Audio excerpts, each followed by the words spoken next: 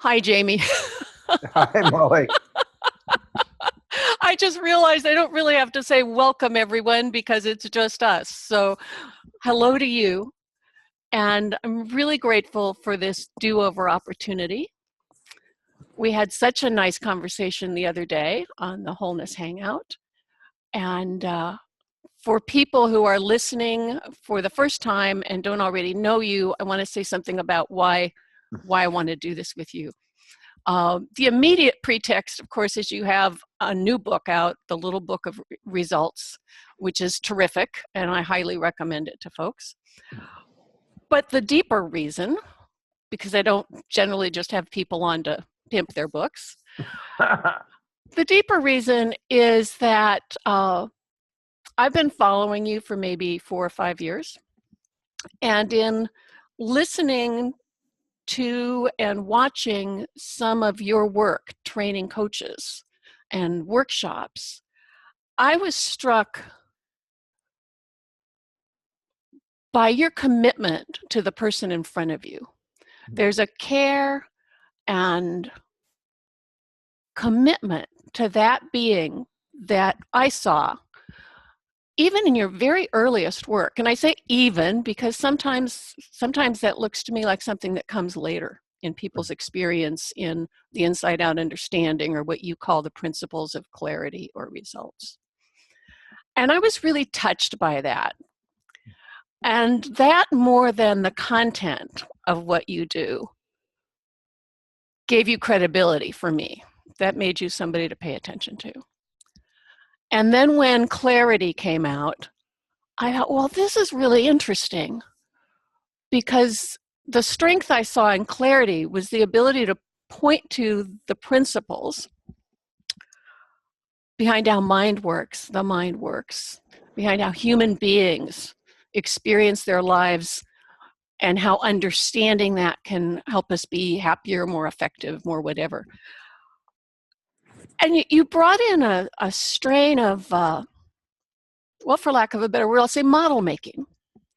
You're able to weave together ancient and contemporary thought about what it means to be human, what it means to be successful, and some conventional kind of model-y ideas about success and effectiveness, but firmly rooted in these psycho-spiritual principles that we have in common in our work.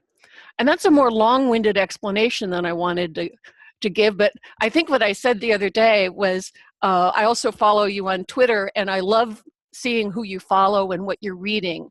It looks to me like you like to geek out on the kind of stuff I like to geek out on.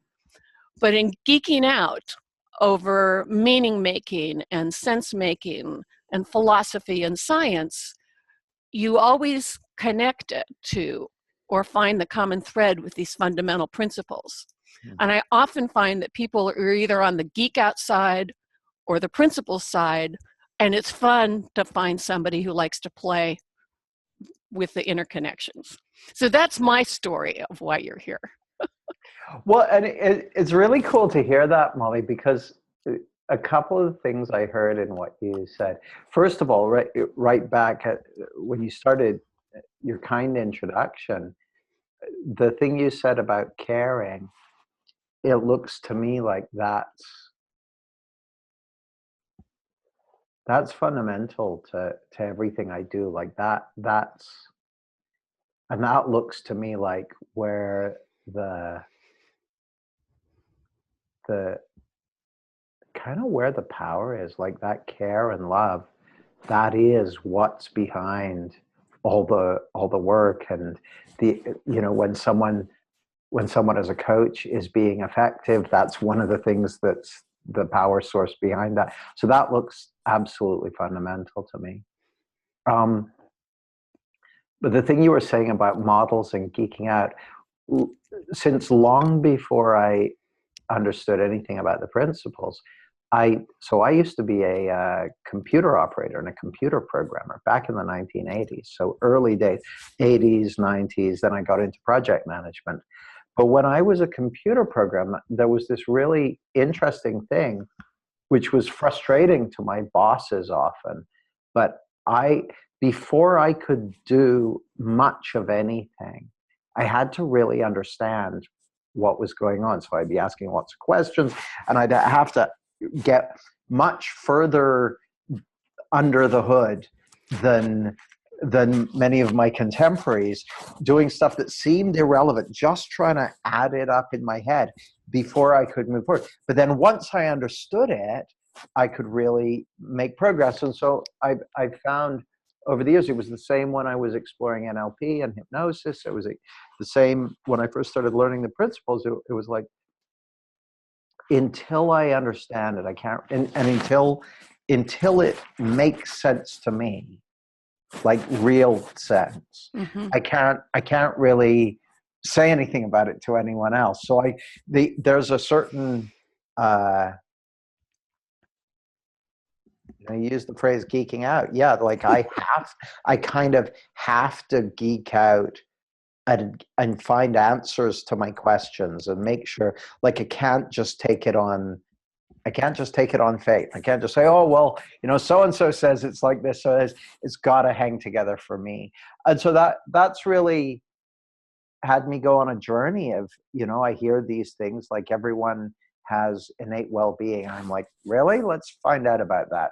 Someone saying, resilience is, everyone's born with it. Really? Let's find out about that. So there's a way in which my journey so far with these principles has been one of looking for exceptions and seeing if I can prove it wrong and trying to find out how does this thing hang together. And that's it.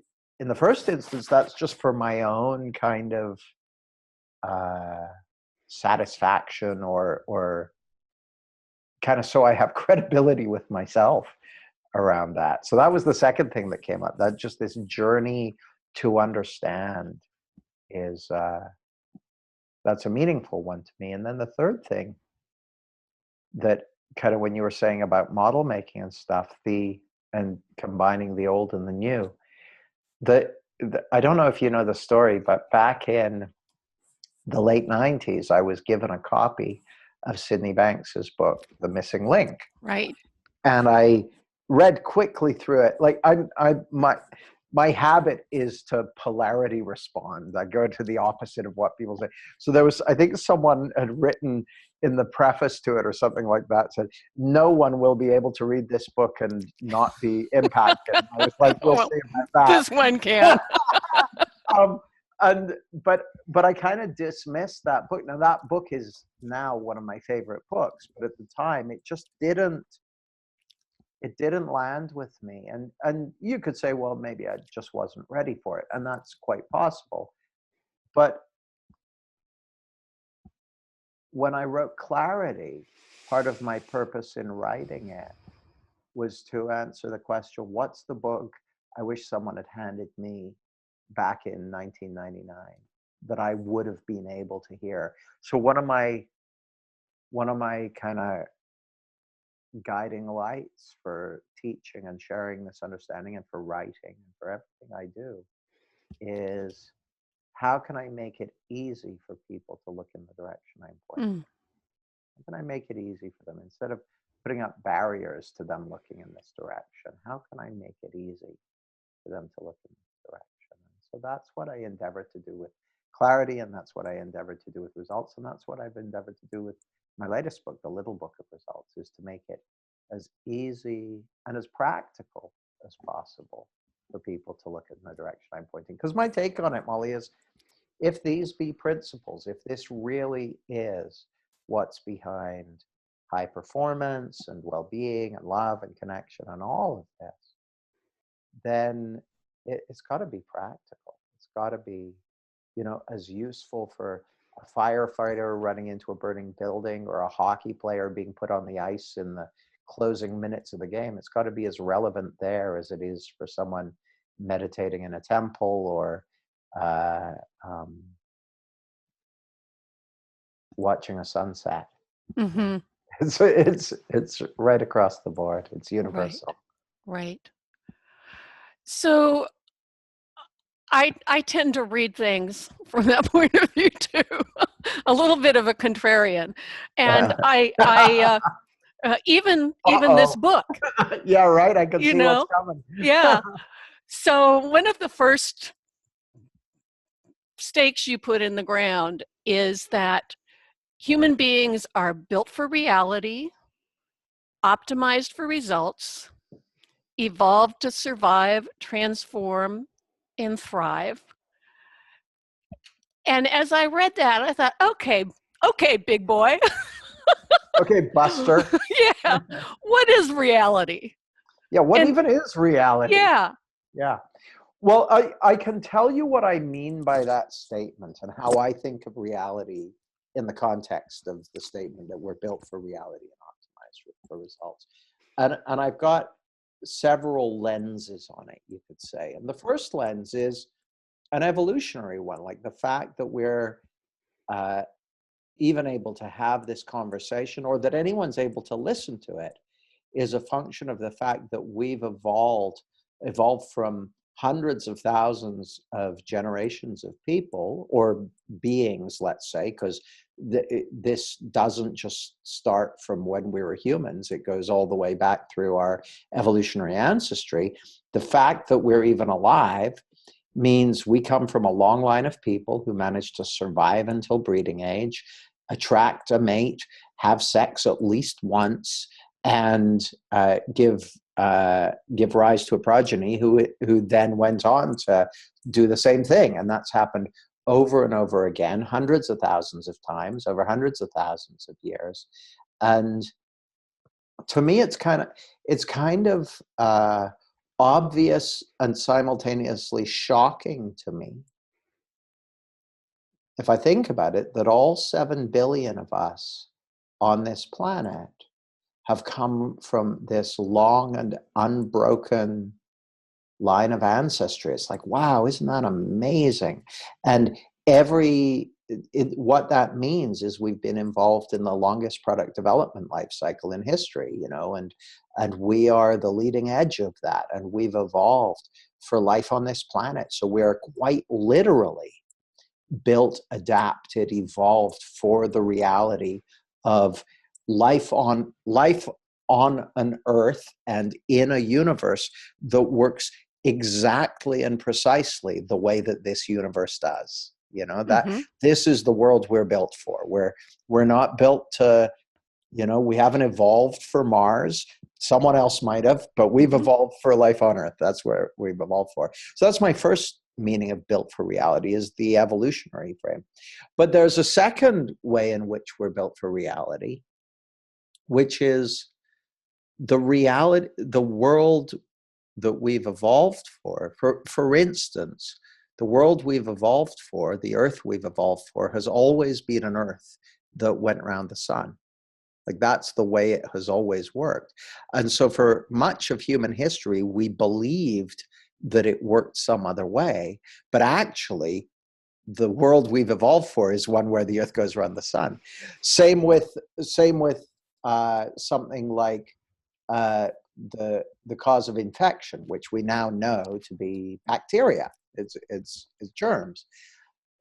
We lived in a world where there were germs for millennia, but we didn't know about the reality of that until very, very recently, like just the last 150 years max. We just didn't know about it. So the reality we're built for has always been the reality of germs and bacteria, but we didn't know about it. And so there's huge survival value in understanding how reality actually works. Like, there's the discovery of, or the formalization of germ theory, as well as the improvements in hygiene, like through modern sewage systems and that sort of thing, has added an average of 30 years to the average human lifespan. That's amazing, just through discovering something that was already true about reality. And so the reason so those are the first two lenses, if you like, of what I mean by you're built for reality. But here's the kicker. We can believe anything we like. We can think anything we like. And we live in, it's interesting, we live in a world where many people have, you know, quite a low opinion of what they're capable of, and how fragile they are, and all this sort of stuff, that we can think those things and believe them to be true. But in fact, because we're built for reality, we have this innate resilience, this clarity, this incredible capacity to learn, this capacity for creativity, and all of that. And when we believe that the world works in a way that it does not, that gets in our way. And when we wake up to the fact of how the world works, that helps us out. So I'll land the plane now with the principles. We have the power to believe that we're feeling something other than thought. But the world we live in is one where we're always living in the feeling of thought, where we're living in the feeling of our psychology, when we're living in the feeling of the goggles we're wearing, is the way I put it in the book. Well, we can believe we live in a world where we're feeling something other than that, just like we can believe we live in a world where, you know, men from the government are controlling my thoughts with a laser beam, but that doesn't make it so. And when we're aligned with reality, when we're awake to the truth of how our minds work and how reality works, that helps us out. That does good things for us. So let me see if I can, how to ask this.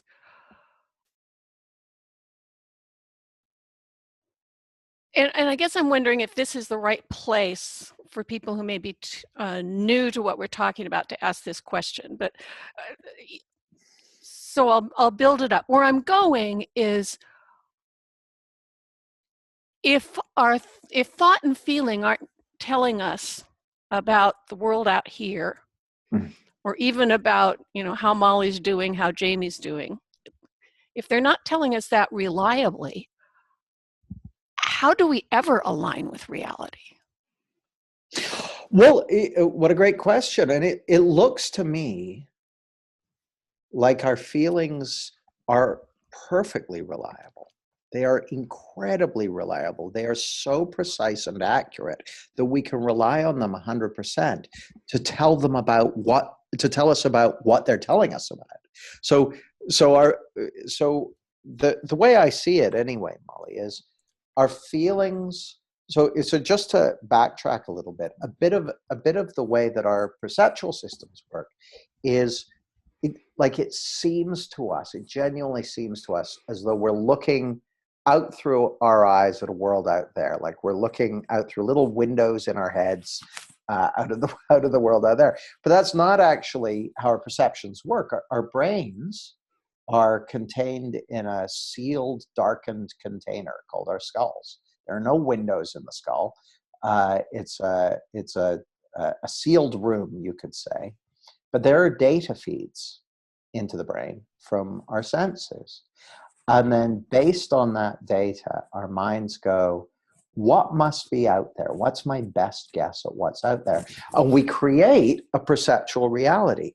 Now, by a perceptual reality, I'm not suggesting that I'm creating this phone that I'm holding in my hand, or this bag that I'm holding in my hand. I'm sure they exist, but 100% of my perception of them is being created from within my mind. Moment to moment, every second of the day, every second of your life, that is happening. And that's extraordinary. Like the incredible feat of creating a perceptual reality that's fit for purpose enough for us to navigate the world.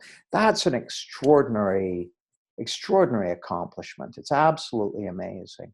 And it looks so much like if it's working well, it maps so well onto whatever's out there, quote unquote, that it doesn't even occur to us that we're actually walking around in a thought-generated perceptual reality. It doesn't occur to me that often, and I teach this stuff for a living, right? So our feelings are always telling us about that process of creation. that momentary creation of a perceptual reality. Our feelings are telling us about the kind of perceptual reality that we're creating in this moment. So if I'm feeling connected to someone, that feeling is letting me know that I'm in a connected perceptual reality. If I am feeling frustrated as I, try and put together a piece of furniture, that feeling is letting me know I'm wearing frustration goggles. I'm creating a frustrated perceptual reality, or I'm occupying a frustrated perceptual reality. If I'm feeling sad, that's just letting me know I'm wearing sad goggles. If I'm feeling happy, that's letting me know I'm wearing happy goggles. So our feelings, it looks to me anyway, Molly, looks to me like our feelings are 100% accurate, 100% trustworthy, and 100% reliable. They will give us precision feedback about the kind of perceptual reality we're generating in that moment.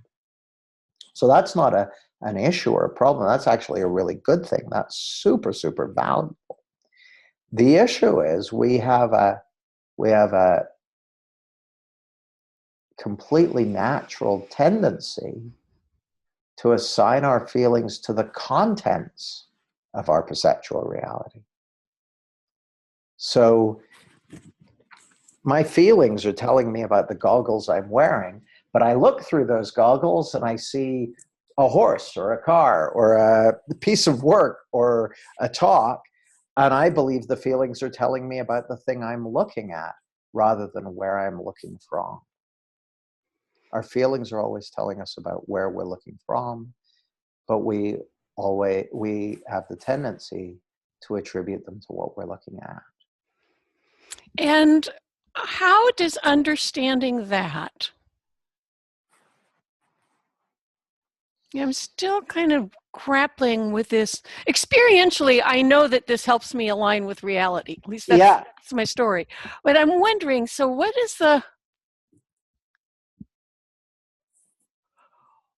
does knowing what I'm looking from do for me such that I'm in better alignment with what I'm looking or think I'm looking at?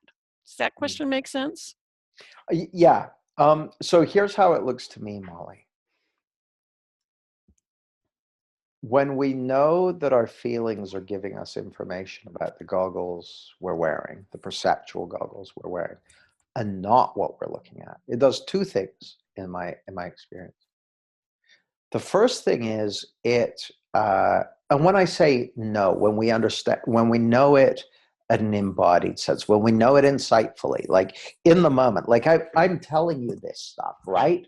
But 5 minutes from now, I could get frustrated about something and not realize that I'm feeling the goggles. I like the trick of the mind that has us attribute our feelings to the content of what we're experiencing rather than the process of experiencing itself. I am as subject to that trick of the mind as anyone else. But how it helps is in two ways. Number one, when you insightfully realize that you're feeling that perceptual process and not what you're looking at, it instantly removes the sense of being a victim of a world out there with power over how you feel. It seems to me, there's this beautiful poem by Hafiz, and there's a line in it.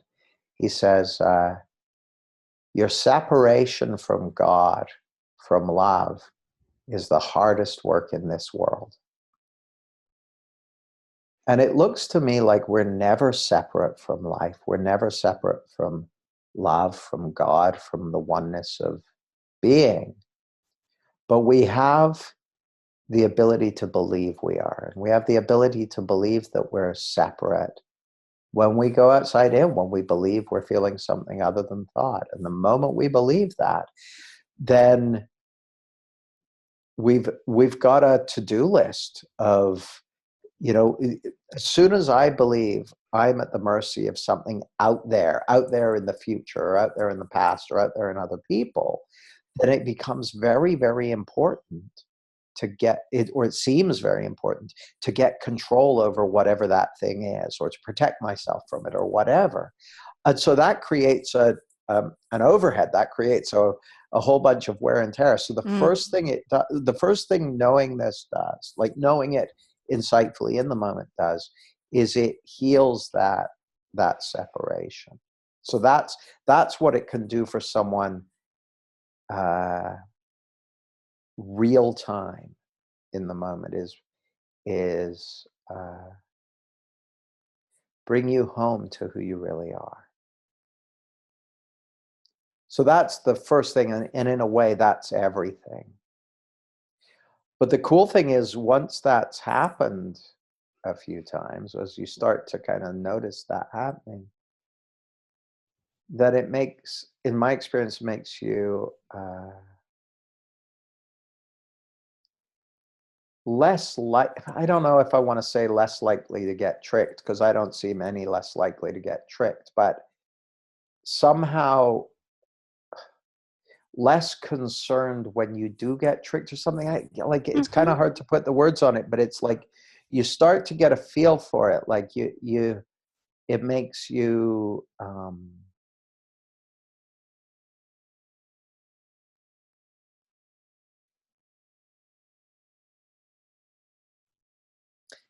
perhaps more suspicious of when you do go outside in about something. Yeah. And go ahead, Molly. Oh, well, I'm just want to run this by you and see if this makes sense. It's occurring to me, it's sort of like we human beings are built for reality. We have the misperception or misunderstanding that being built for reality requires a cognitive engagement with the world, and that our perceptual feed is giving us reliable data for that. The data stream is related to how we're built for reality. It's related to our interface with reality. Yep. But our thinking about that data stream is not generally as helpful as we suspect. Yeah. It's like the phenomena of the data stream and our responses to that, when we don't have a lot of additional thinking, or when we're aware of our goggles, we're more likely to allow our whole beings to calibrate and recalibrate and try and recalibrate and experiment. So there's an adjustment, adaptation, engagement going on that is independent of our mental processes. Yeah, and the other piece I'd add into that, which is, I think this will be like, oh yeah, of course, when I say it, there's a huge cognitive overhead of believing something that isn't true. Like believing something that isn't true in relation to your day-to-day activities, behavior, cognition. Believing something that isn't true throws an overhead into the system, and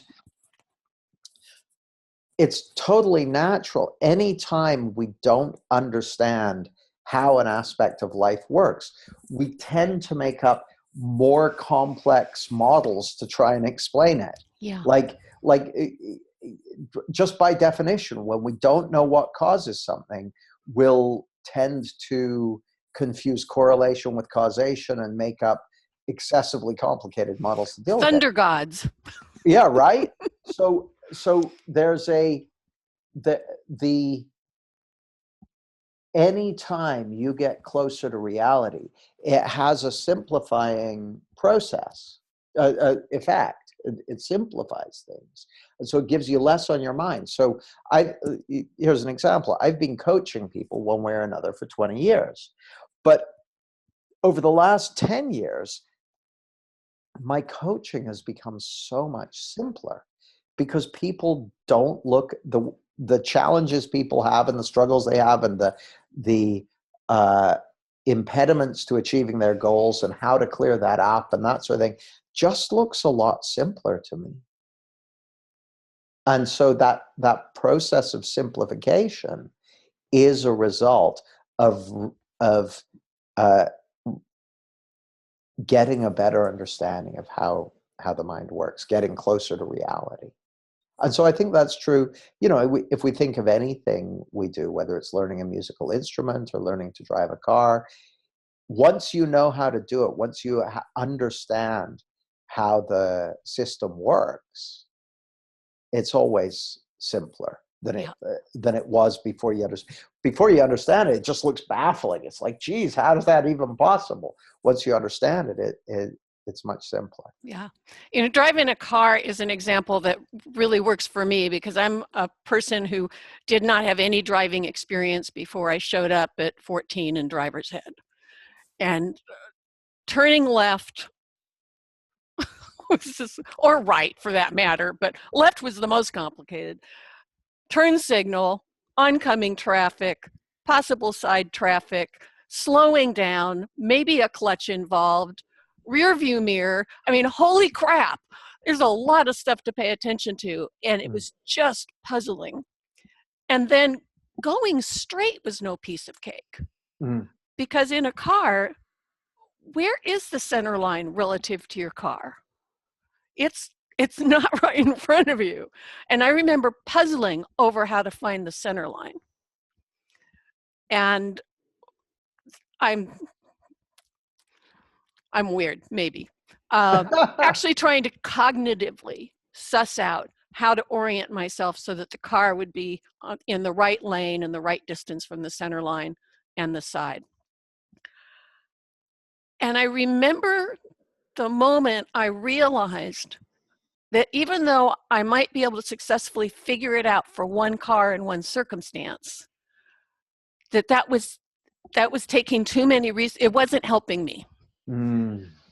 But in the same moment, I got a sense that there was some capacity to orient that I was overlooking or that was beginning to kick in. I'm not sure how to accurately name it. And I started to not worry about the edges of the car and the center line, but to allow myself, my whole being, to be educated by the circumstances. And now I notice every once in a while I'll go out and I'll realize I'm a jumpy driver. You know, I don't know what's going on. I'm anxious or there's something happening. And when I feel that way, I notice that I start getting preoccupied by where stuff's coming from and where am I. And I have discovered through experience how not helpful that is. And it seems to me that that's an analog for the many times in our lives where we try to do that cognitive overhead using the wrong capacities, the wrong abilities to orient ourselves and engage in space and time. And the thing I really like about that example as well is my sense listening to you, Molly, is you now know that when you have that kind of jumpy feeling, that's not telling you about the traffic conditions. Yeah. That's worth knowing. That is really helpful. Yeah. Because what I find, and in a way that's the perfect analog for this thing, is that for most people, a lot of the time, and any sensation like that will seem like it must have something to do with the traffic. You know, it's like, well, no smoke without fire. There must be something going on with the traffic or my car or something to have me feeling like this. But part of the gift of what we've been talking about is to discover when it comes to our feelings, there's often smoke without fire. Like the feelings are there to let us know about the goggles we're wearing. And if I've slipped on a pair of jumpy goggles, it's worth me knowing that. Otherwise, I might think I've fallen into a jumpy reality. And that there, like, it's just like if I'm walking down the street and I start feeling nervous about, whoa, what's going on around here, that sort of thing.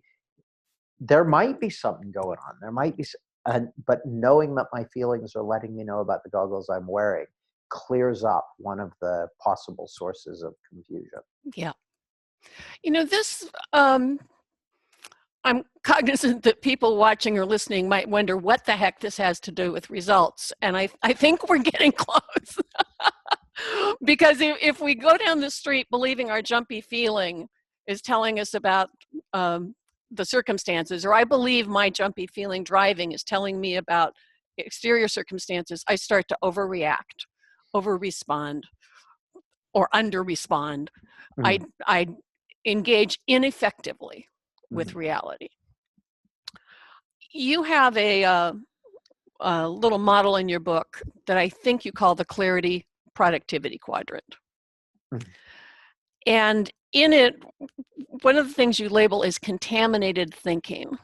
And I think it might be useful for us to talk about that quadrant. And before going there, I thought, so what is contaminated thinking? Yeah, great question. So contaminated thinking is just a name I gave to thinking that's generated by the outside in illusion. So anytime we believe we're feeling something other than thought, that's what I'm labeling contaminated thinking. So another name I give to that is anytime we're in la la land. Like la la land is when we're believing we live in a world that works outside in. Like the implications of the inside out understanding is that we're always living in the feeling of thought. We're never feeling anything other than thought. And as you see that for yourself, that'll do something for you. Well, first of all, in terms of what does this have to do with results in general, my starting assertion is that, hey, we're built for reality. And whatever you may think about yourself, you're a results creator. You're born to be able to do stuff, to make things happen, to create things. And often, I give you an example, Molly. I was coaching someone at a conference a year or two ago, doing a coaching demo. And this was someone who wanted to start a coaching business. And so she'd been working on her practice and making plans and that sort of thing. And she said, oh, I'm trying to be positive, but sometimes I get scared that it's not going to work. And I go to her, I go, oh, well, that could happen. Like, and I said, I know I'm going to sound like a terrible coach. That could happen. It could not work. Like that happens to businesses and practices every year. That happens, but that's okay. That's worth knowing. You don't, pretending that can't happen isn't going to help you with that. I said to her, but I don't think the issue is that it might not work out. I think your issue is that you've been believing that if it didn't work out, you wouldn't be able to handle it. And she kind of relaxed. She said, yeah. Yeah. For a bunch of reasons, including her fears about how messed up she'd be if it failed, how ashamed she'd be, how she wouldn't be able to, all the people she'd been telling about what she was doing, how she'd have to be going back with her tail between her legs, and how it might crush her dreams and she wouldn't be able to cope with that. And I was just like you're capable of way, way more than you think. And you can handle way, way more than you think. You're way more resilient than you think. And if you believe that you are so fragile that you wouldn't even be able to handle the thing you're working on not working out, well, that's going to have you be way too timid and way too precious and way too perfectionistic, and all the things that stop people from creating results are caused by them. Well, not all of them, but so many of the things that stop people even getting out of the starting gates, even and going, are this belief that they couldn't handle it if it didn't work out, or it couldn't handle it if they failed, or it couldn't handle it if someone criticized me. And it's like, man, you can handle that stuff. You can handle it. Now go get amongst it, have at it, go for it. So a big part of what this, Sid Banks once said, if the one thing people learned was not to be afraid of their experience, that alone would change the world. Well, that looks true to me, that people's fear about how it would work out, or what if I can't do it, or what if I'm not enough, or all that sort of stuff. That's what stops people creating results. Like, we're born results creators. Like, everyone watching and listening to this has done things like learn to walk, learn to talk, learn to, ride a bike and do incredible things. But that's built on a framework of being willing to try stuff out and not overthinking it and all that sort of stuff. So to me, the essence of this is subtractive. It's about taking away the things that get in the way of us creating the results that we're actually set up to create. Like, we're actually you look at a class of kindergarten kids, they're creating results like crazy. They're, doing all kinds of cool stuff because they haven't yet learned to be afraid of it, Yeah. And they have meltdowns and they get over them. Yeah, exactly. They and it's not that they don't go outside in, they totally do. But they haven't yet built a game plan for life that has them believing something that is fundamentally untrue about how the world works. Yeah. So that, in a nutshell, that's what it has to do with creating results. And it also ties into the productivity quadrant. The productivity quadrant, it basically, a lot of times, so it's got 4 zones. It's a classic consulting quadrant. So we've got the zone of resistance, which I'm sure a lot of people can identify with, which is rumination, distraction, overanalysis. When people talk about feeling stuck, they're often hanging out in the zone of resistance. And that's typified by what I would call a passive stance and contaminated thinking. Mm-hmm. Now, the other thing that people are very aware of is what I call the zone of inspired action, which is when you're just feeling it and you can't put a foot wrong and it all flows. And everyone seems to think that the key to, if you're stuck in the zone of resistance, the key is to get inspired. I'll wait till I'm inspired. But actually, there are 2 other zones that are really useful to know about. One is the zone of reflection, which is just it's still a passive mode, but it's not characterized by contaminated thinking. So just being in a reflective space. So meditation, a state of meditation is an example of the zone of reflection. So it's being clear-headed, but you're not really doing anything. You're just hanging out. So that, one of the ways to find your way into productivity is by hitting the zone of reflection. That can be useful. But the other way, and this is kind of counterintuitive, and this is actually my favorite way of getting productive, is the zone of uninspired action. Which is just like, okay, well, I'm not feeling it. I'm going to take action anyway. I'm not going to wait until I'm inspired. I'm not going to wait until I'm feeling the flow or anything like that. I'm just going to start anyway. I'm just going to start doing stuff and see what happens. And often getting moving in the zone of uninspired action is like walking through molasses. Like, it's hard going. Yeah. However, the thing that amazes me again and again and again is, if you're willing to go there, how quickly you find yourself in the zone of inspired action. Yeah.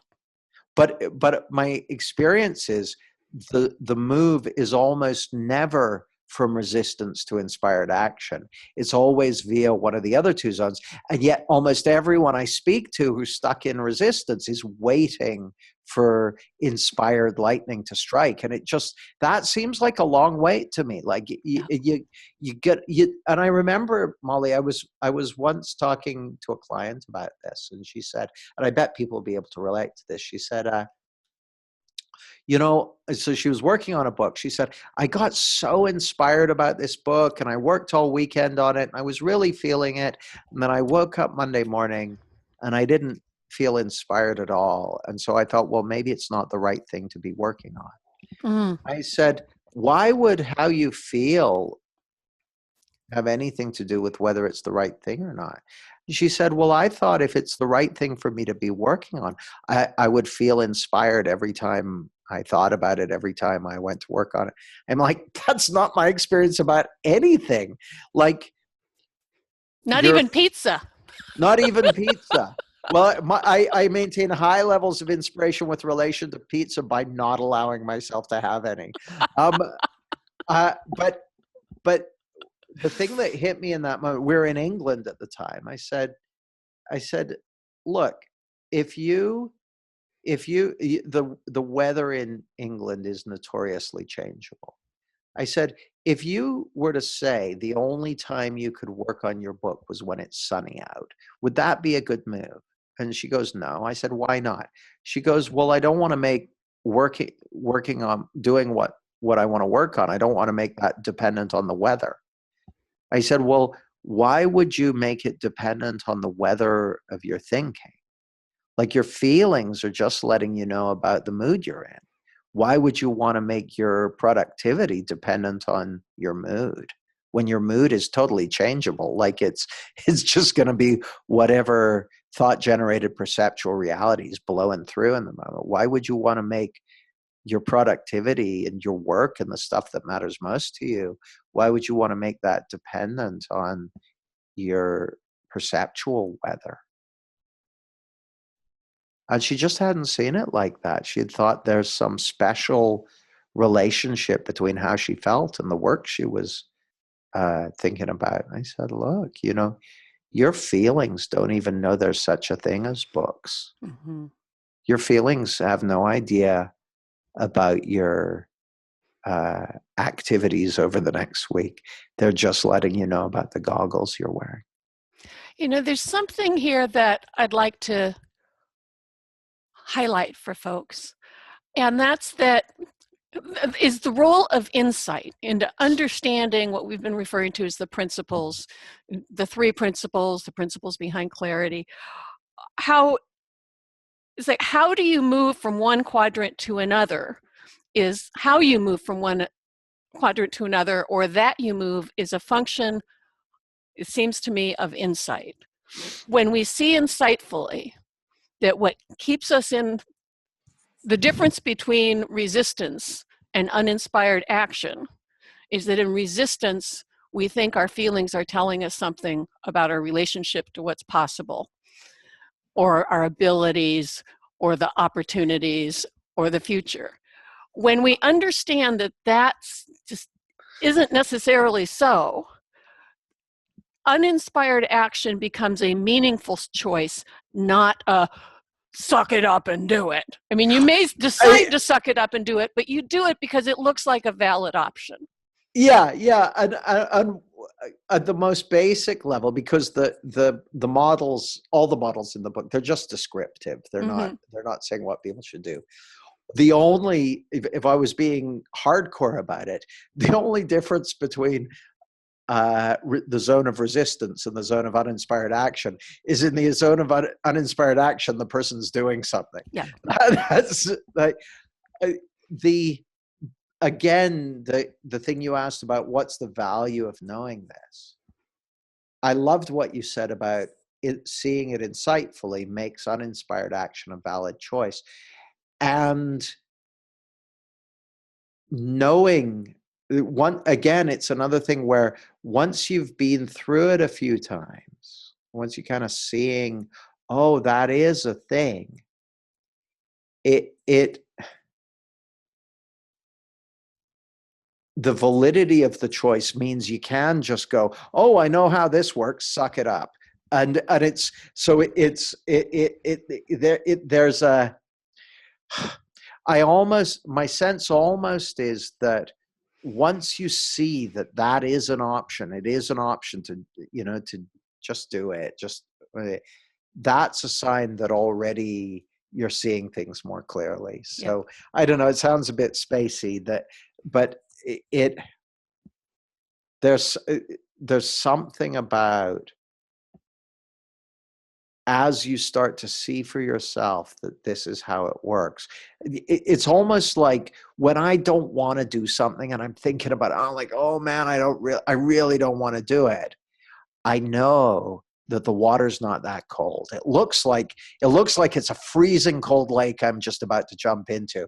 But having done it enough times, I know the water's not that cold. Yeah. So I can just go, okay, great, crack on with it. And so it's a learning process as well. Learning something that learning about the tricks of the mind and learning to see through them. So yeah, it is a valid choice. And I keep wanting to add something, but actually it's about what's taken away, isn't it? Yeah. Yeah. Yeah. And actually, maybe that's a place to, it's just a tiny little chunk that we could maybe cover in 5 minutes, and then I can let you go. And that's subtractive psychology and VUCA. Yeah. How hard would that be? Okay. So VUCA is a term coined by the U.S. Army War College, actually, in the 90s, which stands for volatility, uncertainty, complexity, and ambiguity. And it was coined in relation to just the changing nature of the military engagements that the U.S. Army were involved in. But it's been co-opted by a lot of technologists and business people and thinkers to describe actually, the effect of exponential technology, that we have in our phones and our artificial intelligence and everything. The effect of that is creating a world that is far more volatile, uncertain, complex, and ambiguous.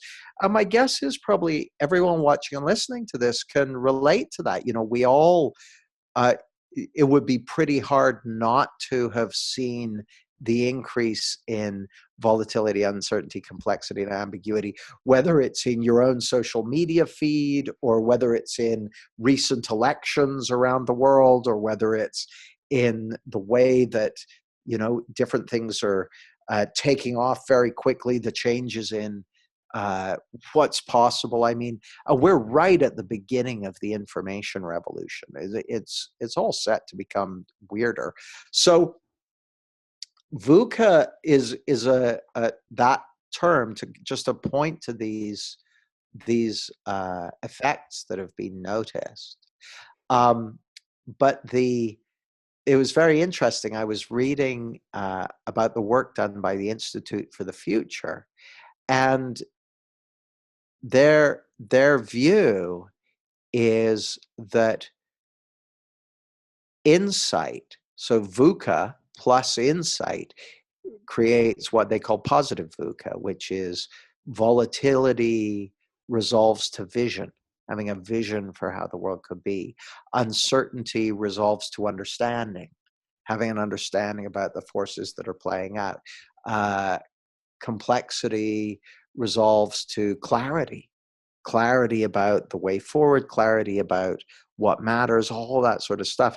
And ambiguity resolves to agility. So they talk about going from negative VUCA to positive VUCA. And it looks to me, Molly, like there's a way in which that, the maybe often the instinctive or the protective response to volatility, uncertainty, complexity, and ambiguity is to kind of hunker down and go, okay, well, I'll just wait till things kind of calm down a bit. But in a world that's increasingly VUCA, that move doesn't work. So we need to look in the direction of insight, look in the direction of realization, and kind of embrace the complexity of the world we're living in, and embrace our ability to learn and to grow and all of that in the face of it. So it looks to me like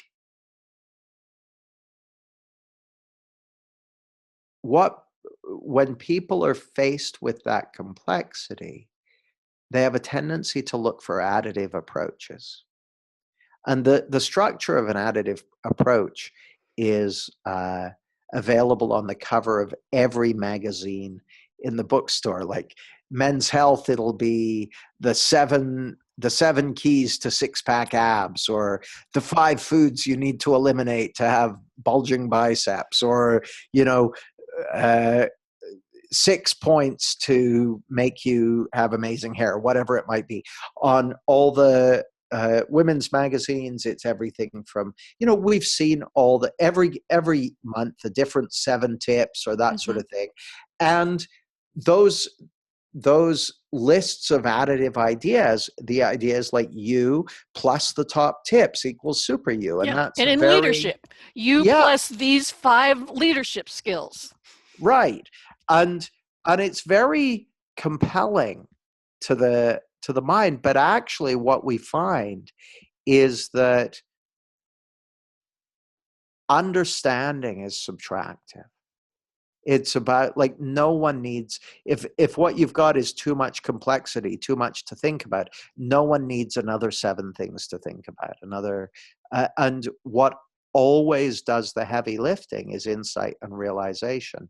So the term subtractive psychology is one that I coined to point to the subtractive nature of understanding how the mind works and how your life works.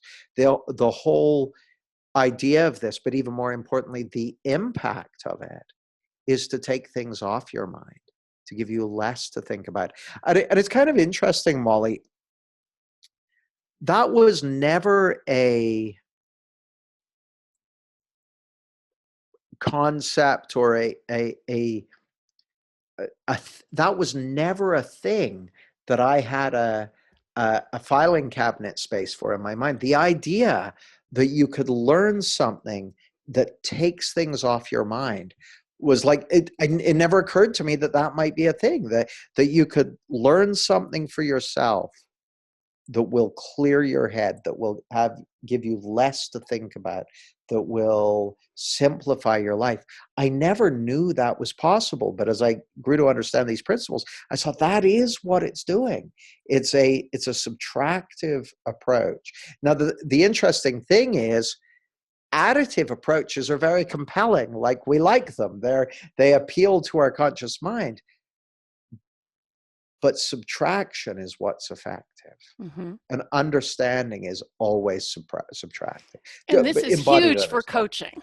Oh, yeah. You know, you Yeah. can coach from a platform of what do we add, what do we acquire, what do we learn in a technical sense and a cognitive sense, even an emotional sense, that adds to our ability to respond. When really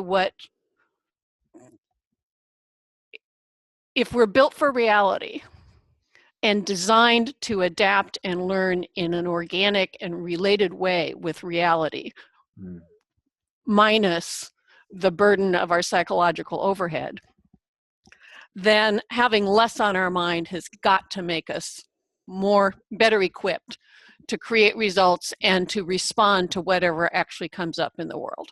Yeah, and you know, another way of framing that would be just having less superstitions is generally going to be a good thing. Like, if we took 2 people and one of them has 500, like, in the course of their daily life, there are 500 things that they're superstitious of, and the person standing next to them only has 5 things they're superstitious of, the person who's got 500 things they're superstitious of, just to go to the shops and back, they're going to be weaving around ladders and dodging black cats and jumping over cracks in the pavement. And they got like 500 superfluous activities to engage in to get safely to the shops and back. With the person who's only got 5, they're going to be spending less of their energy on stuff that is nonsense. Wow. And I speak as someone who spends a whole bunch of my, like, I don't like to think of myself as the kind of guy who goes around believing stuff that's not real. And I am that kind of guy, and we all are. And when we can look that square in the face and go, okay, I am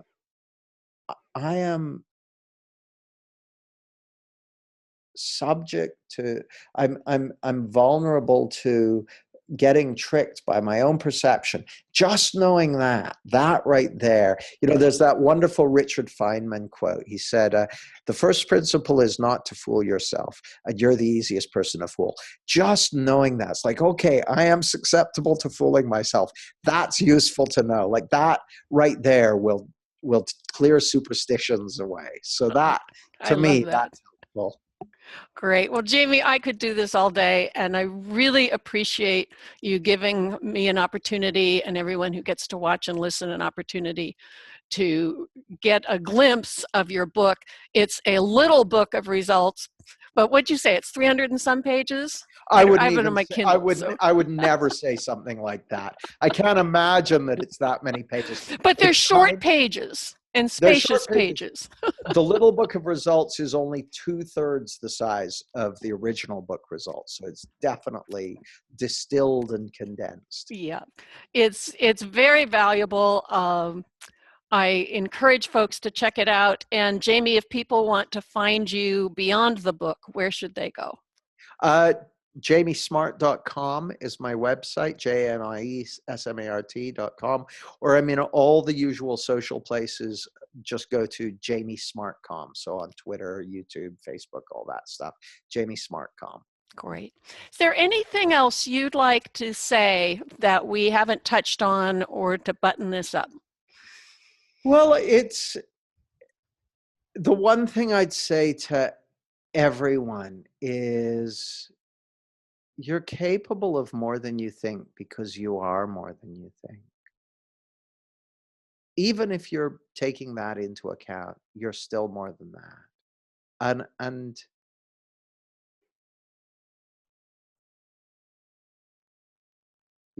that right there can be kind of shocking to get a glimpse of as well, that all your ideas about yourself, you're more than that. You're more than that. And again, kind of back to where we started, that sense of we've evolved through hundreds of thousands of generations of people. We have this unbroken line back to the dawn of civilization and before that. That's extraordinary to me. People are amazing, and that includes despite the ideas they may have about why they're not enough or all that sort of stuff. You're so much more than what you think. That's great. Wonderful. Jamie, thank you a million. And folks, do get the book and check out the additional Wholeness Hangouts. There's a link on the bottom of this page to those. And thanks for listening or watching.